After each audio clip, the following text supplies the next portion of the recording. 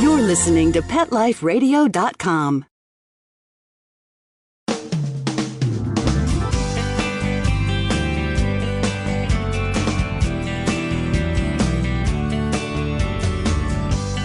Hello and welcome to Working Like Dogs on Pet Life Radio.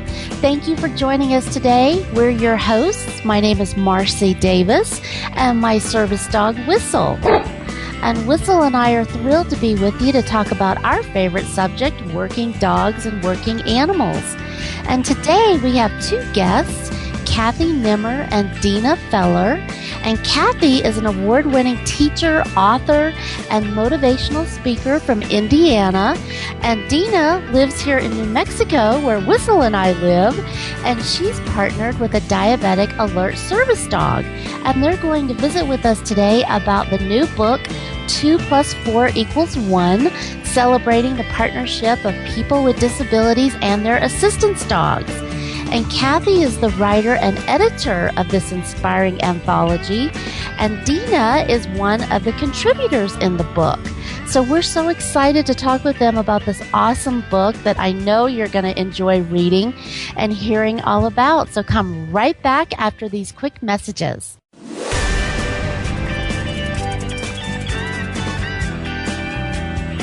We'll be right back, right after these messages. Stay tuned.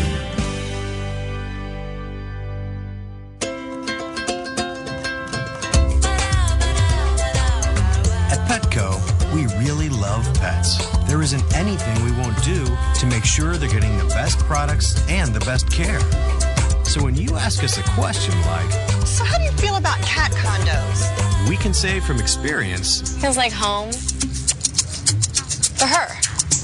Enter the code WORK10, W-O-R-K, the number 10, and get 10% off any order. No minimum at Petco.com. There's a movement afoot, ShoeBuy.com. Join the millions of people who shop ShoeBuy.com's over 400 brands and 500,000 products. Order now and get free shipping and free return shipping. ShoeBuy.com, the world's greatest shoe store. Walk your dog in style and comfort. Enter the code WORKING, W-O-R-K-I-N-G, at checkout and get a 10% discount plus free shipping at ShoeBuy.com. How would you like your business to reach out and invite in our audience? We have a brand new trademark concept called Info Seeds. Info Seeds are short 20-second seeds of information about your place of business, practice, or service. We only have a limited number of slots left. For more information, visit PetLifeRadio.com. Click on sponsorship information. There you can listen to a sample of Info Seed or email us at PetLifeRadio.com. Remember, only a limited number of opportunities are available. Hi, this is Tim Link, host of Animal Rights on Pet Life Radio. Join me as we feature interviews with best-selling pet-related authors, award-winning writers, journalists, and bloggers. And we'll tell stories about the animals and interesting topics about the animals in our lives. Each of the interviews will give you a first-hand knowledge about why the authors and writers chose a particular story, what the featured animals meant to them, and what has become of those animals that we've talked about. And of course, I'll also share stories from my own books, blogs, articles, and experiences. So be sure to join me and the writers and authors on Animal Rights. Every week on demand, only on PetLifeRadio.com. Let's Talk Pets on PetLifeRadio.com.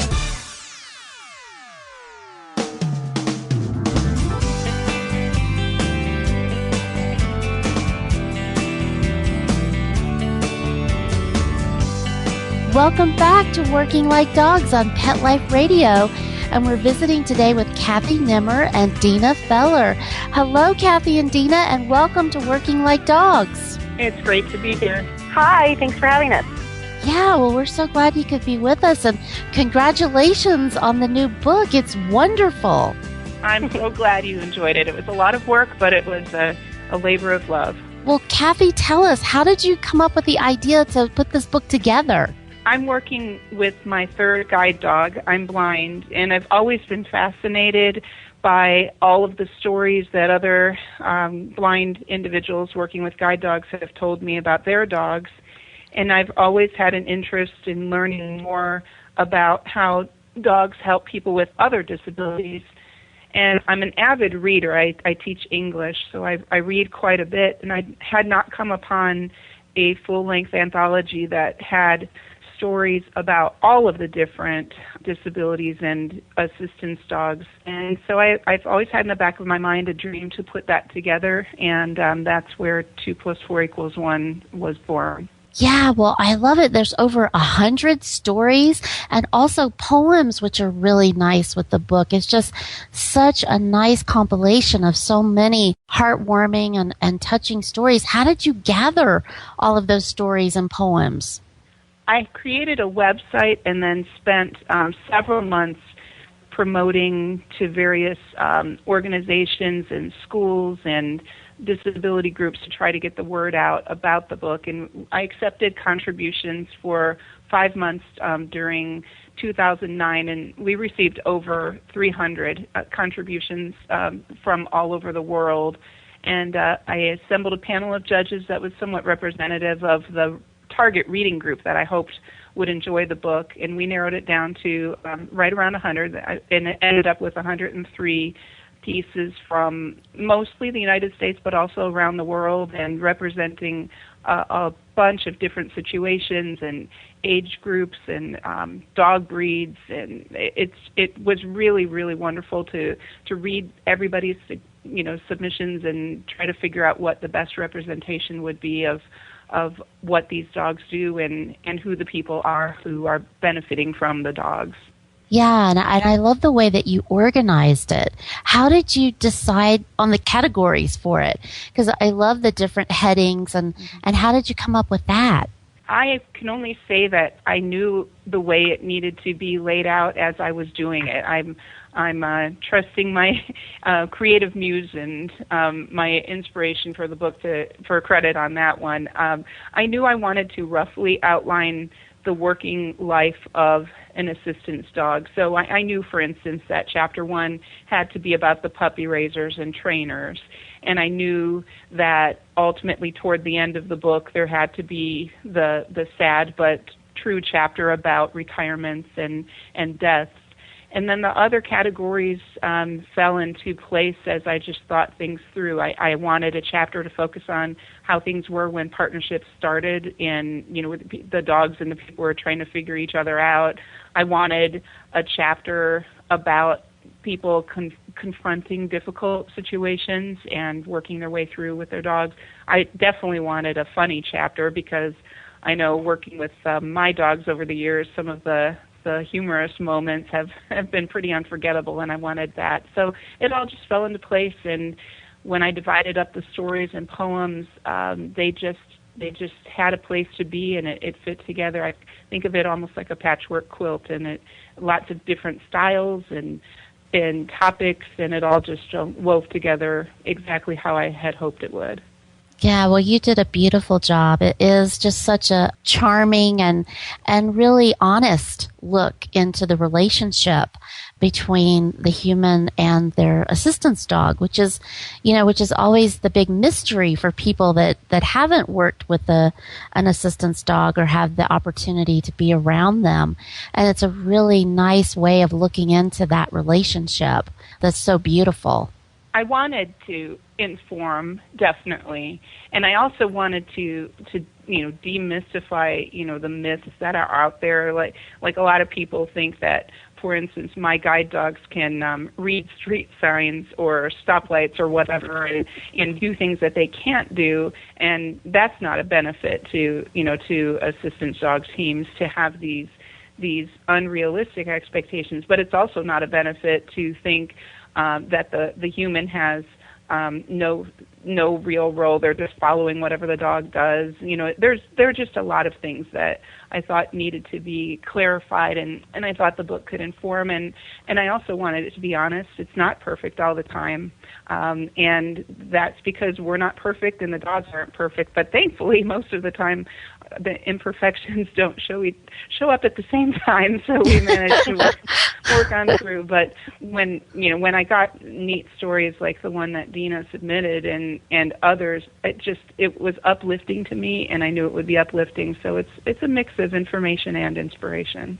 Well, Dena, tell us, how did you find out about the book? Did you see it on the website? And how did you decide to write and enter your story? Well, actually, I found out about it on Facebook. I have a friend who does another radio program. She had interviewed Kathy, and she had mentioned about the book, and I went to her website and read about it.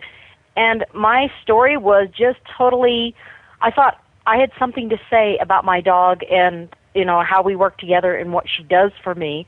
And I just sat down and off the cuff wrote my story and mailed it off. I was done with it in about 30 minutes and thought, oh, is that good enough when I hit the send? But it was just fun and exciting to sit down and write and tell a story about my dog that I knew hopefully that somebody would be able to read someday. Well, and it's your story is wonderful, and it's about your diabetic alert service dog, Bailey. And do you want to tell our listeners about Bailey? Bailey is an amazing girl. She's 3 years old, and she's a German Shepherd. She tells me when my blood sugar is either too high or too low. She doesn't care so much about the highs, but she really lets me know when I drop low. And it has made a huge difference in my life for my children. When I'm driving, she'll let me know that something's going on, and I can take care of myself before a problem happens. So she makes a huge impact on my whole family's life. Well, I know people are really interested in diabetic alert service dogs because that's a new type of service that dogs provide that people aren't so used to hearing. They're used to hearing about guide dogs, and they're becoming more used to hearing about service dogs. But tell us about Bailey. You trained her yourself, right? Well, she came from a program in another state that is no longer currently working as a guide dog agency. So she was placed with me through them, but she really had very little training at that point. She was great in public settings, and I knew that from working with her in the 3-week program that I went to get her from, that she would be ideal in any situation. We were in Walmart when I first got her, and I actually had a reaction. My blood sugar had dropped really, really low. I hadn't realized, it was the first 3 weeks we were together, so we didn't have a real good connection at the time. But she ended up laying on top of me on the floor of Walmart and pinning me down. And thankfully I was right by a register, so I had gotten a bottle of Pepsi and was drinking it, and they called the ambulance crew to come take care of me. And that right away, from that time, I knew that she had everything it took to be in a public setting and to take care of me. And then we came home and we started working on the scent work that it takes for a diabetic dog to work with their partner. And as we started working with that, she's gotten better and better every day. Wow. Well, and how did you do that, Dena, because you said that your program that you got Bailey from was no longer, that they had closed. So what kind of support are you getting? Do you have a trainer that you work with, or are you doing it all on your own? Well, I'm pretty much doing it on my own. I have a few close friends that are dog trainers that have helped me with some just basic obedience work. But I volunteer here in Albuquerque with Assistance Dogs of the West, and they help me with most of the major questions I have for service dogs. They're wonderful about answering my questions, and just about anybody who works with service dogs has been willing to back me up and answer any problems that I've had along the way. Dee Bajetti, who I'd gotten the original information on about the book, she actually trains service dogs too, so she's a great contact. And then one of the other contributors in the book, Liz Norris, who is in Ohio, she's willing to help me anytime I have a question too. So That's it's wonderful. Great. Yeah, well, I know Assistance Dogs of the West, I love them. They're a wonderful program, and I love it how they actually will do that, how they'll work with individuals on different levels depending on what your needs are.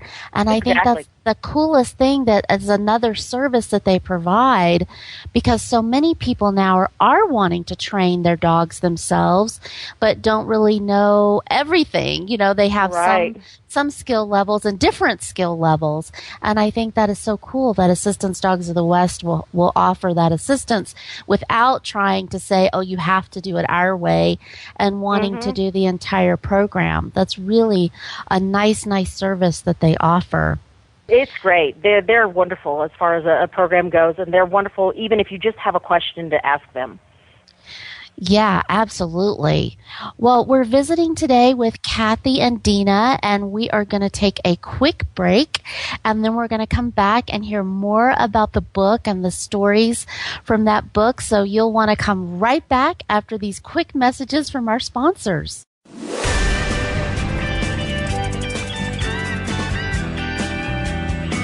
We'll be right back, right after these messages. Stay tuned. Love your pets but wish their medications were a lot less expensive? They are at 1-800-PET-MEDS. You'll not only save on flea and heartworm medications, but on prescriptions for arthritis, incontinence, thyroid, and more. And you get fast service, free shipping, and a 100% satisfaction guarantee. Plus, our licensed pharmacists ensure accuracy, monitor drug interaction, and more. See why over 5 million people have trusted their pet's health to 1-800-PET-MEDS, America's largest pet pharmacy. Call now or order online. Go to petmeds.com/work, WORK, to get 10% off any order and free shipping on orders of $39 or more at petmeds.com. Celebrate your special occasion and give her this classic semi-eternity band created with 1-carat brilliant diamonds, channel set in 14-carat white gold. Exclusively yours from ice.com. Free shipping over $150, free returns, and 30-day money-back guarantee. Go to ice.com and use promo code ACTFP and get 20% off your purchase, or use promo code ADTFP and get 20% off at diamond.com, ice.com, or diamond.com. Get 20% off from Pet Life Radio. How would you like your business to reach out and invite in our audience? We have a brand new trademark concept called InfoSeeds. InfoSeeds are short 20-second seeds of information about your place of business, practice, or service. Is the best, most cost-effective way to invite us in. We only have a limited number of slots left. For more information, visit the website PetLifeRadio.com. Click on sponsorship information. There you can listen to a sample of InfoSeed. Remember, only a limited number of opportunities are available. Welcome to Sassy Seniors, a show about our fabulous older dogs and cats. I'm your host, Kelly Jackson. I wanted to create a show to really showcase our senior pets. And, as the human population ages and lives longer, of course, so are our wonderful pets. But many of us with aging pets, it's so interesting. We have a tough time realizing or really admitting that they are seniors. So, in a way, I kind of like to think of our senior pets as wise puppies. What do you think about that? Be sure to join us for another edition of Sassy Seniors. And remember, celebrate your senior pets. Every week on demand, only on PetLifeRadio.com. Let's talk pets. Let's talk pets On Pet Life Radio. Pet Life Radio. PetLifeRadio.com.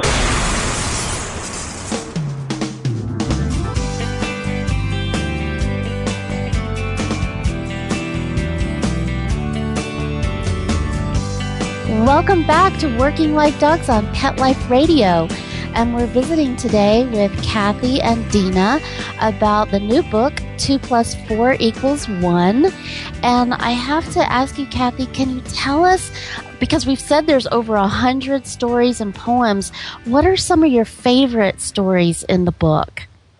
I love all of them for different reasons, but I certainly have a personal attachment to to some, just because I've gotten to know the people along the way. And then about half of the stories were written by people themselves, like Dena's story. And then the other half, the people who didn't feel they were good writers, they signed up for an interview option where I interviewed them and then I wrote for them. So I've had the experience of both writing and editing for the book. And as I think about the book, I think one of my very favorite pieces, actually there are two from one author named Emily Overkarsh in the puppy raising chapter. She submitted a poem and a story about raising a puppy and releasing it back to the guide dog program. And that's one thing puppy raisers are so amazing in their sacrifice. They teach the dogs basic obedience and go through various programs for that first year of their lives, and then they give up the dog and possibly never see that dog again. And it's such a selfless sacrifice. And Emily's writing was so gorgeous. I knew the minute she submitted that both pieces would make the book. And later in the process, I was getting biographies from each of the contributors. Those are in the back of the book. And I found out that Emily was a sophomore in high school and had written two of the most beautiful things in the entire book. And I teach high school, and I see wonderful writing, but just seeing her gorgeous work and thinking she was some, sophisticated college grad in creative writing or something, and here she was in high school. It was just stunning. I loved that. One of the more dramatic pieces is in the last chapter from a man named Max Edelman, who was a captive during the Holocaust in the death camps, and he was actually blinded while in captivity there, and was terrified of dogs his entire life from that point on, because the SS guards used the dogs to attack and kill the prisoners. And it wasn't until he was in his 80s that he had enough courage to apply for a guide dog. Most programs won't even accept people of that age. And he swallowed his fear and applied, and he's working with a dog as we speak, and he's the ultimate picture of heroism in living and overcoming and finding the partnership, the kind of partnership that the title 2 + 4 = 1 symbolizes. 2 eyes, ears, hands, feet, plus 4 paws equals 1 magical union, and Max completely embodies that. Those are among my favorites. Wow. Well, I was wondering how you could even pick favorites, because they're all favorites. It's so wonderful. And it really just talks about the whole spirit of humans overcoming adversity and trusting, and the whole canine spirit of trusting their human partners and how they can work together. It's just such a beautiful, beautiful story, and all of them are so unique in their own experiences and what they have to share. It's just such a beautiful work. And you had some international contributions also. Tell us about those. Those were very interesting because I wanted there to be international participation, but I can only, do what I can do. So I never knew really whether there would be. And we got contributions from all over the world, and among those that made the cut is one piece from Italy from a lady named Carmina Martir, and she's blind and has a guide dog from a training program here in the U.S., but her submission came in Italian, and I'll not forget that day. It was September of 2009, and I got this very non-English submission in my inbox, and I thought, oh my goodness, what am I going to do with that? And that was one of those that I put on the back burner to just see where they would go, and it wasn't for several more months that I thought about it and poked around to try to find somebody who would translate that for me. And one of the families who attends my school where I teach, the parents are from Italy, and I talked to the father, who's a professor at Purdue University, and he agreed to do a cold translation, so a word for word formal translation. And when he gave that back to me, it was English, but it was very stilted and very much in the grammar of Italian still, and it still wasn't going to be publishable in that way. And so I found a way to communicate through someone else with Carmina, and I revised it myself to be more flowing in the English language and trimmed it down and showed it to her again through somebody else's help. And I think it's a lovely, lovely piece, and it retains some of the dignity and kind of formality of being from a different language, but the language is the same. It's a human partnering with a dog and making something better than either of them were separate. And those international ones are wonderfully beneficial to the book, I think. Yeah. I think it definitely adds a really unique flavor to it of having that international perspective. That's so wonderful. And what was your criteria, Kathy, for deciding what you were going to include in the book? Did you have certain types of breeds of dogs you wanted to make sure, certain types of assistance that they provided? How did you start with criteria? Well, the submissions could be in various categories, poetry or story or anecdote, which would be a very short piece. And I just let things happen as they would. I wanted to make sure that there was a representation of disabilities and breeds. But when I had my panel of 6 judges rank them, the various pieces, it all just fell completely into place. The ones that had the highest rankings and elicited the kinds of comments that I would hope my readers would make when they would read the book. Ultimately, those ended up again just fitting together into that patchwork, and I just trusted that if this book was meant to be, it would come together in the right way, and I truly believe that it did.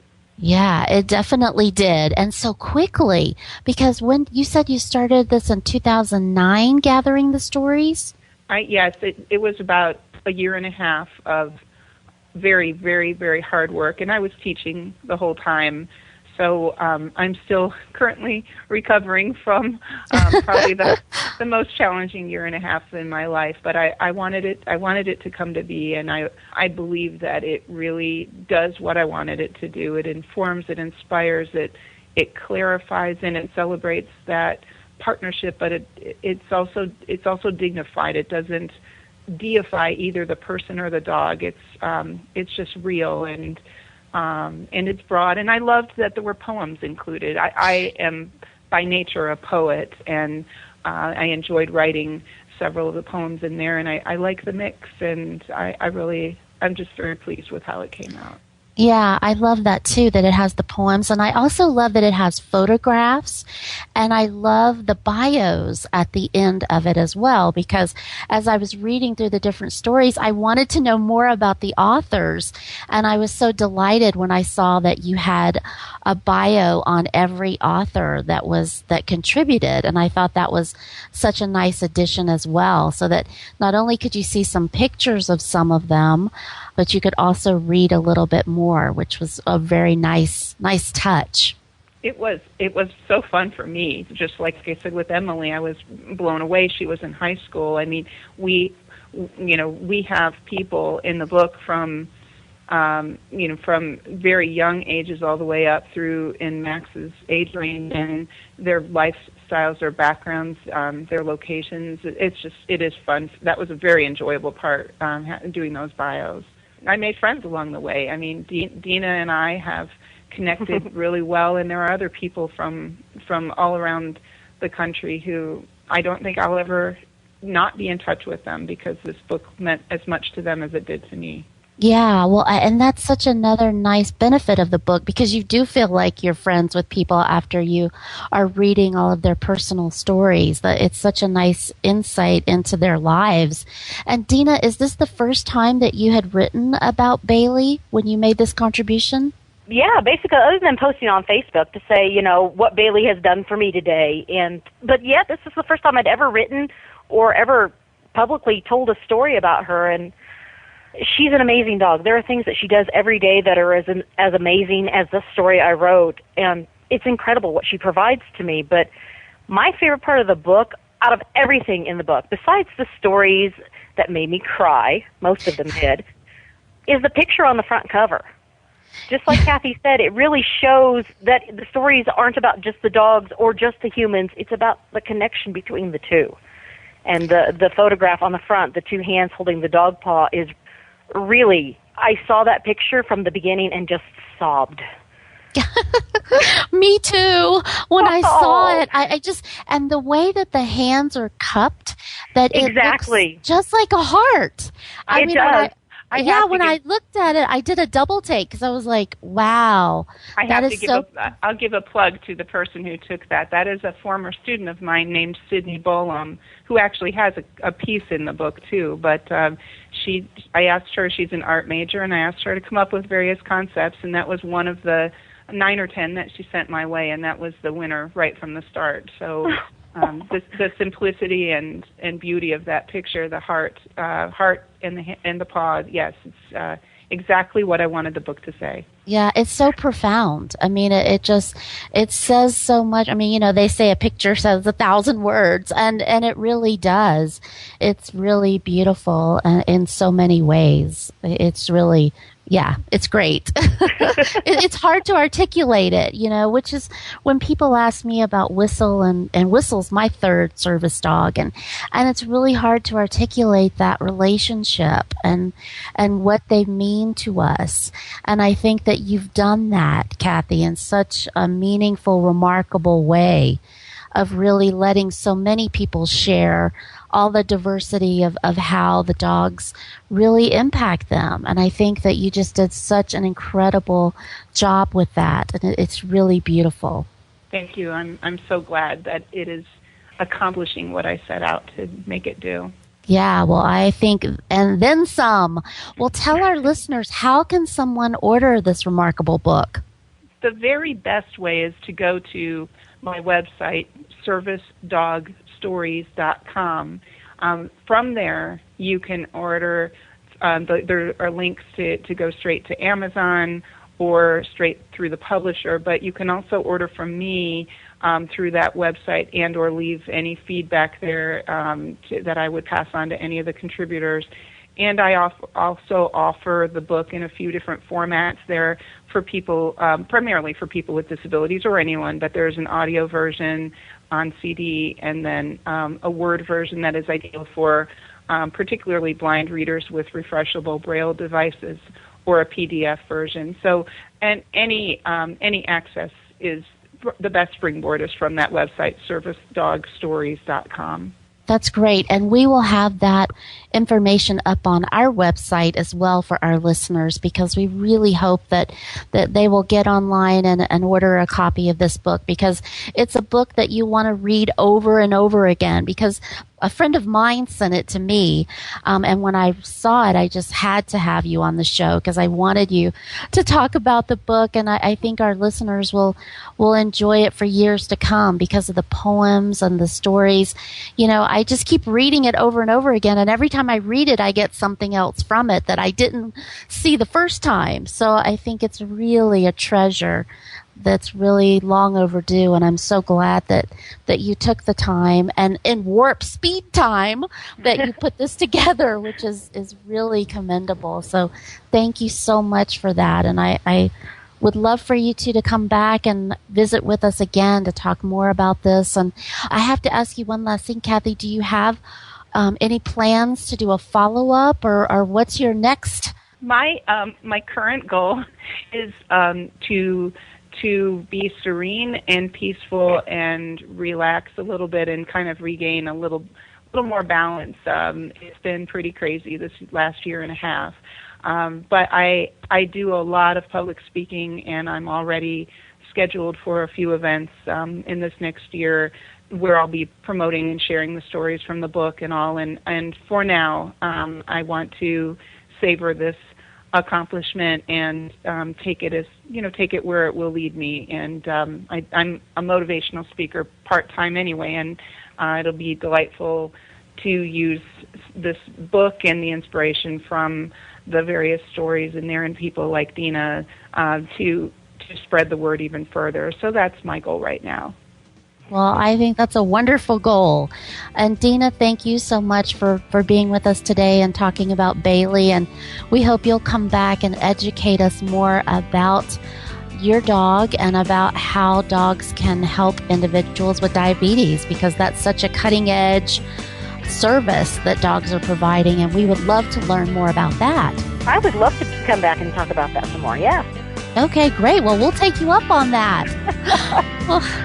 well, thank you so much, and I'm sorry we're out of time, but we want to thank our guests, Kathy Nimmer and Dena Feller, and we also want to thank you, our listeners, for being with us, and we hope you'll come back and join us again. And again, we'll have more information up on the website. And thank you so much for the emails. Please keep those coming. Whistle and I love to get those. And you can always email us at Marcie, Marcie, at PetLifeRadio.com. So thanks so much and take good care. Let's Talk Pets, every week on demand, only on PetLifeRadio.com.